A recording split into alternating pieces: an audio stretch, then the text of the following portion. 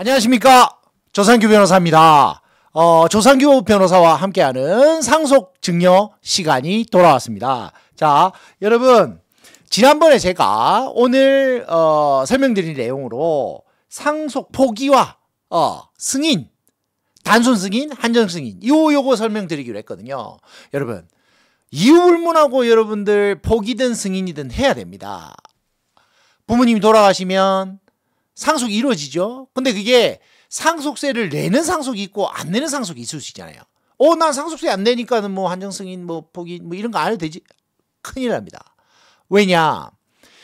단순하게 승인이 이루어져 버리면, 단순 승인이 돼 버리면요, 온팡 덮어 쓰는 거예요. 그러니까 채무고 뭐고 다 들어오는 겁니다. 그렇기 때문에 제일 중요한 것은 단순 승인이 안 되게 막는 것이 제일 중요합니다. 단순 승인 할 사람 거의 없을 거예요. 그래서 그냥 어쨌든 간에 포기를 해도 다음 순위까지 막 넘어가고 이런 문제가 있으니까 웬만하면 한정 승인이 제일 많습니다. 한정 승인을 통해 가지고 아버지의 빚도 그다음에 재산도 상속받아서 빚도 정리하고, 상속 재산을 통해 가지고 빚을 정리하고, 그리고 남은 상속 재산을 가지고 상속세도 내고, 이제 이렇게 처리하는 게 정답이겠죠. 그래서 어떻게 상속 포기와 한정 승인을 할 것이냐에 대한 이슈를 말씀드리겠습니다.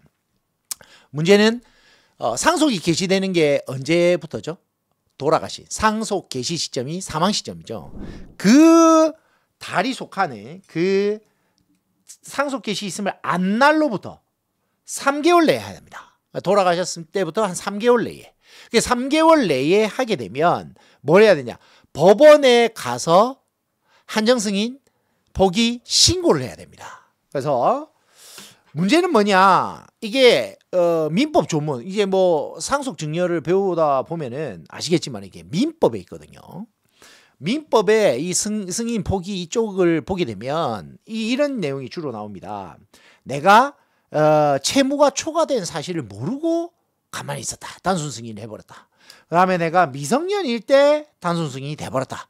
그러니까 나 이거 단순 승인에서 좀 구제해 주세요. 이런 조문들이 있단 말이에요. 그러니까 그 정도로 단순히 이제 승인이 돼버리면은 내가 채무를 싹 다 떠나서 아버지의 빚을 다 갚아야 된단 말이에요. 그 영화 속에 나오는 것처럼. 그걸 막아주려고 법이 많이 시도를 하는 거죠. 그래서 포기는 또 포기대로 이슈가 있지만 단순 승인이 안 되도록 하는 거, 그게 제일 중요하다는 것입니다.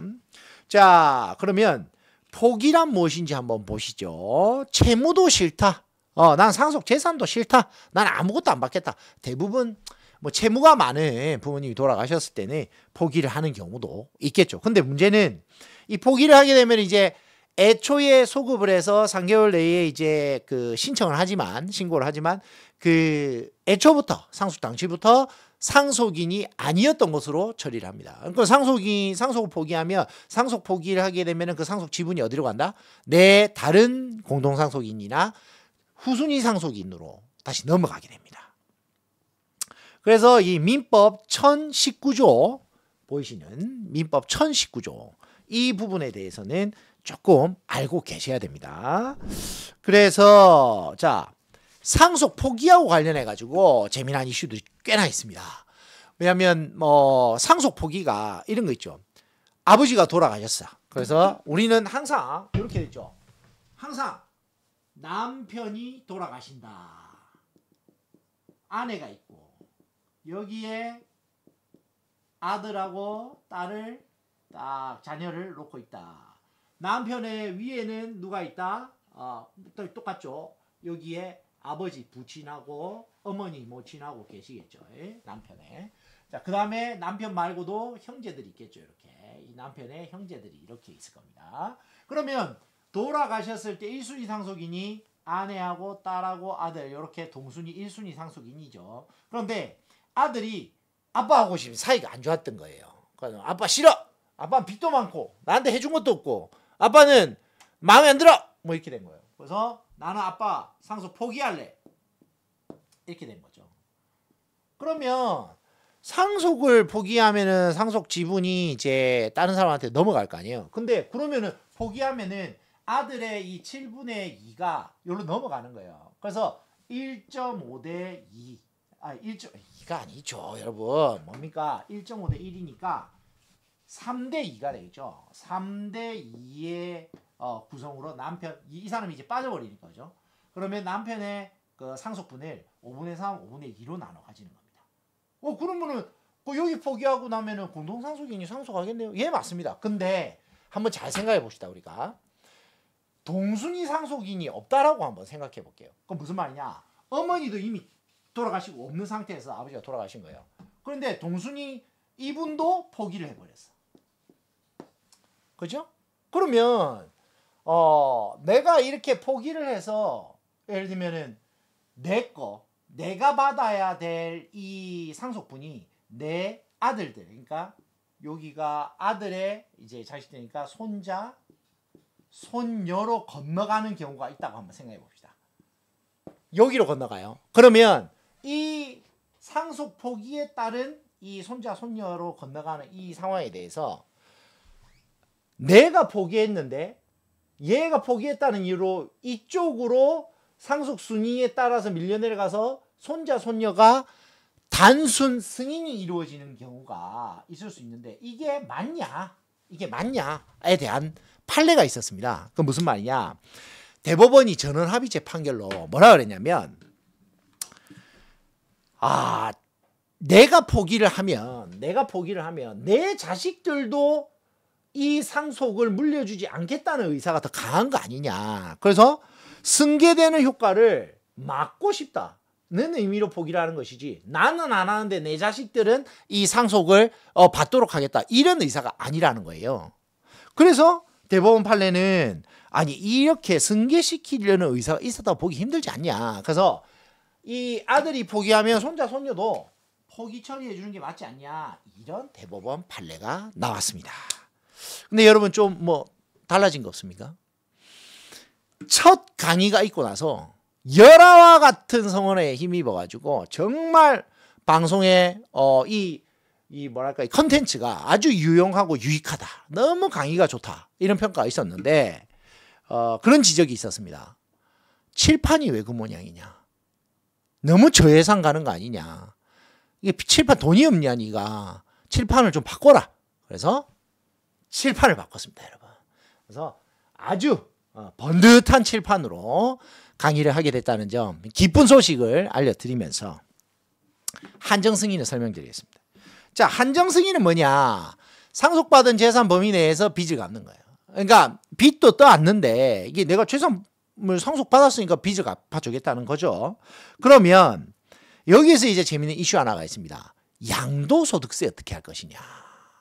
한정승인을 통해서 받은 물건을 팔았는데 그 양도소득세는 어떻게 되는 것이냐 이런 겁니다.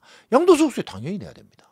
무슨 말이냐? 한정승인을 통해 가지고 내가 부동산을 받았어요. 그러면은 그거를 받은 양도소득세가 뭐예요? 취득가액하고 양도가액하고 차액에서 나는 금액에 대해 세금을 내는 거잖아요. 그러면은 내가 양도소득세를 내는 취득가액, 내가 얼마에 내가 이걸 취득했냐는 상속 당시 가액이거든요. 그러니까 아버지 돌아가시고 내가 부동산을 받을 때, 아버지 돌아가셨을 때, 상속됐을 때 그 가격에다가 내가 그래서 10억짜리를 받았어, 부동산을. 그래서 11억에 팔았어요. 그러면 차익이 얼마야? 1억이 나죠. 그럼 1억에 대해서 양도소득세가 붙는다는 거예요. 그래서 양도소득세 한정승인 해도 양도소득세 낸다. 그런데 양도소득세야 여러분 아시겠지만 내가 원래 집 하나 갖고 있는데 아버지가 돌아가면서 갑자기 두 집이 됐다. 그런데 이제 1세대 1주택 비과세 혜택이 있습니다. 그런 경우에는. 그래서 하나를 정리하시면 되고. 그 다음에 상속을 받은 날로부터 6개월 내에 팔았어요. 그러면 판 가격과 상속받은 가격을 동일하고 하다고 봐서 양도세를 안 냅니다. 그러니까 제일 좋은 게 뭐냐면 상속을 받은 시점 있잖아요.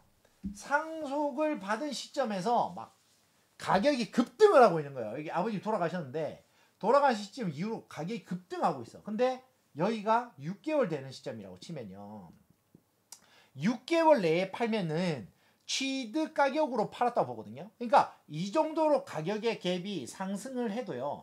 여기에 대해서 그러니까 양도세를 안 물어요. 그러니까 6개월 내에 파는데 가격이 미친 듯이 올라주는 거. 그게 제일 좋은 이제 방법이죠. 세금 안 내는. 그래도 이제 여러분들 이제 받았을 때 그 상속세는 내야 되죠. 상속세. 자, 그다음에 단순 승인이 있습니다. 여러분 아까 말씀드렸다시피 단순 승인 그냥 하시면 안 돼요. 상속재산을 명확하게 조회를 잘 하시고, 그래서 상속재산 조회를 통해 가지고 뭐 재산과 빚이나 뭐 채무를 다 확인하시고 그래도 해도 늦지 않다. 근데 단순 승인이 그냥 한정 승인하는 것보다는 조금 위험할 수 있기 때문에 항상 예의주시하시라. 그리고 민법 자 1026조 있죠. 근데 이런 경우에는 그냥 단순 승인으로 봐버려요. 그래서 보면은 상속재산에 대한 처분행위를 해버렸다. 그 다음에 3개월 내에 승인이나 포기의 의사표시를 하지 않았다. 그 다음에 승인 포기한 이후에 상속재산을 은닉, 부정소비, 고의로 목록 기입 안 했다. 이렇게 하면은 그냥 단순 승인으로 봐버려요. 그러니까 조심해야 되겠죠. 그래서 단순 승인의 늪에 빠지지 않아야 된다라는 사실에 대해서 꼭 아셔야 됩니다. 자, 여기까지는 이제 한정 승인 말씀드렸는데요. 상속 공동 상속인들 사이에 상속 포기가 뭔가 속아서 일어나는 경우가 있잖아요. 그런 부분에 대해서는 다음 시간에 설명드리도록 하겠습니다. 지금까지 조상규 변호사와 함께하는 상속증여 제대로 알기였습니다. 감사합니다.